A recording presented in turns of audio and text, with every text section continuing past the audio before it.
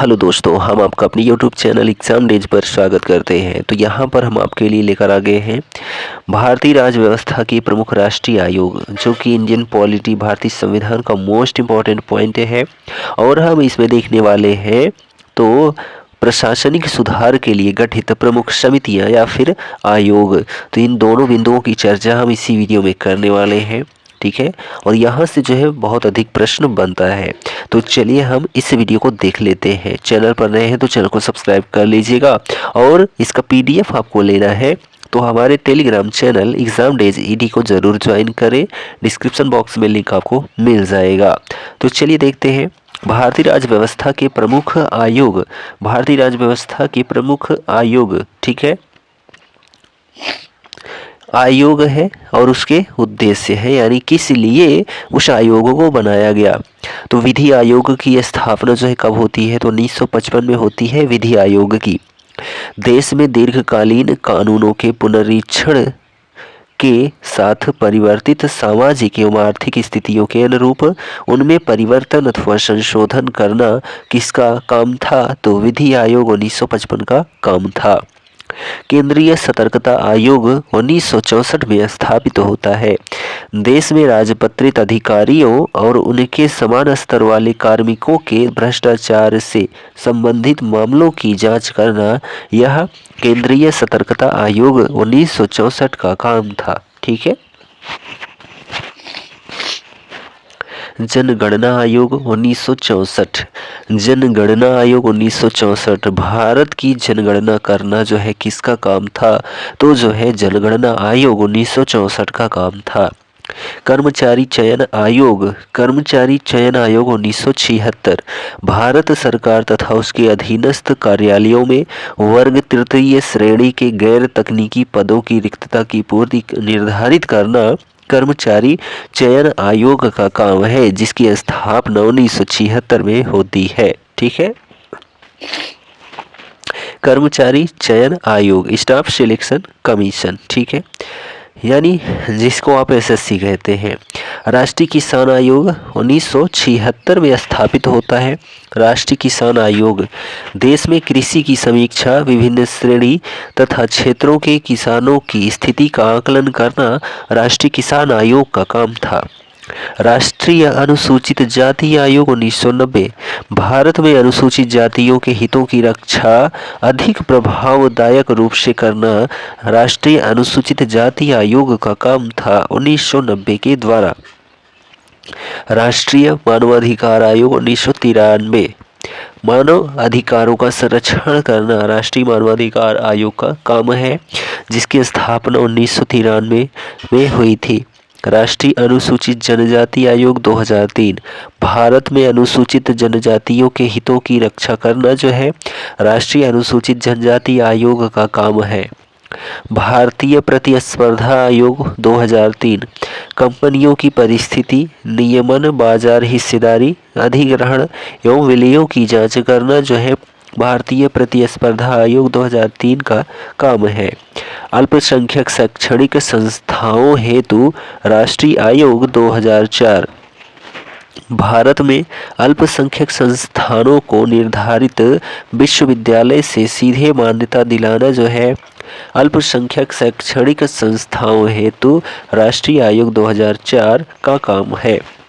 प्रशासनिक सुधार आयोग 2005 प्रशासन प्रणाली में सुधार के लिए रूपरेखा तैयार करना जो है प्रशासनिक सुधार आयोग 2005 का काम है। धार्मिक एवं भाषाई अल्पसंख्यकों में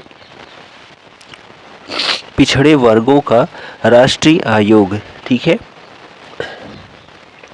2005। तो धार्मिक एवं भाषाई अल्पसंख्यकों में पिछड़े वर्गों का राष्ट्रीय आयोग धार्मिक एवं भाषाई अल्पसंख्यकों में जो है सामाजिक एवं आर्थिक दृष्टि से पिछड़े वर्गों की पहचान करना, ठीक है।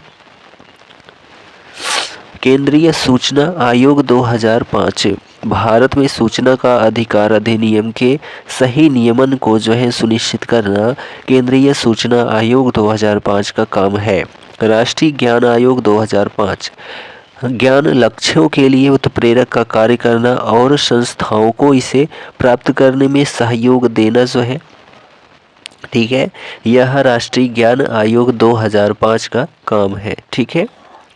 आर्थिक रूप में पिछड़ों के लिए राष्ट्रीय आयोग, आर्थिक रूप में पिछड़ों के लिए राष्ट्रीय आयोग 2006।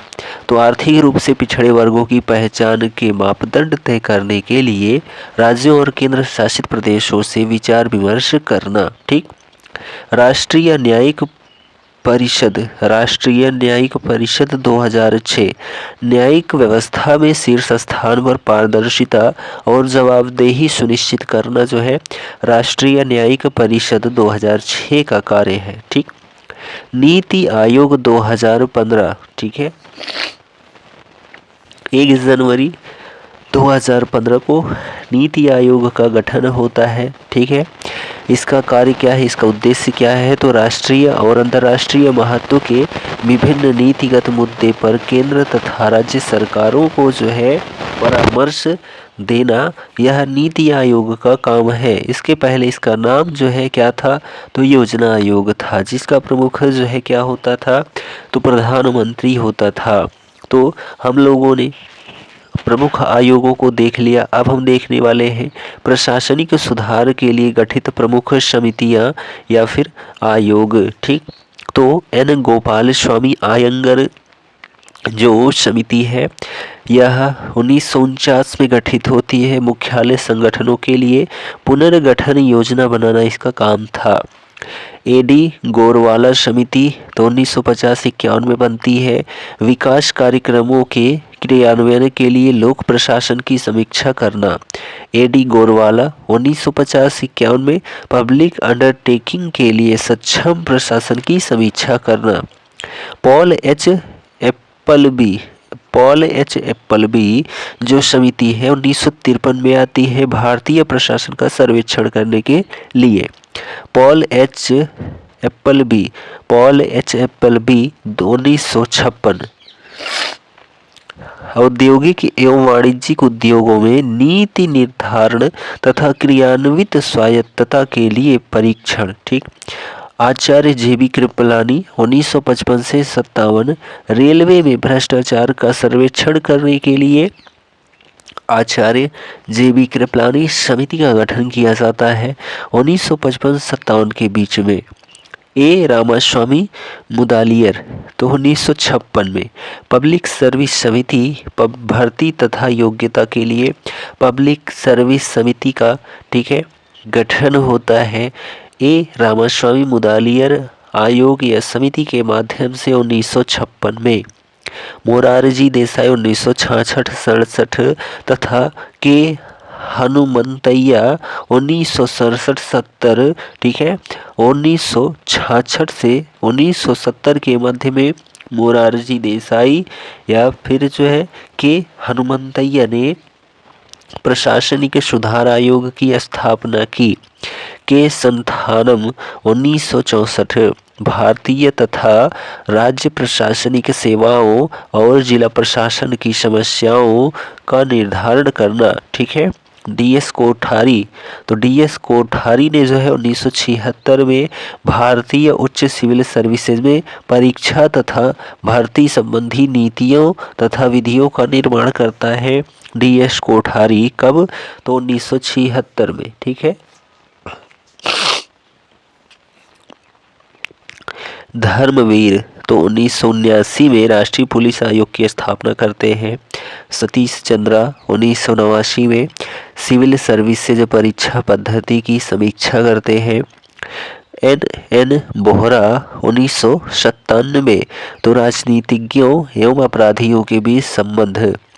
पीसी जैन 1998 प्रशासनिक कानूनों की समीक्षा करना।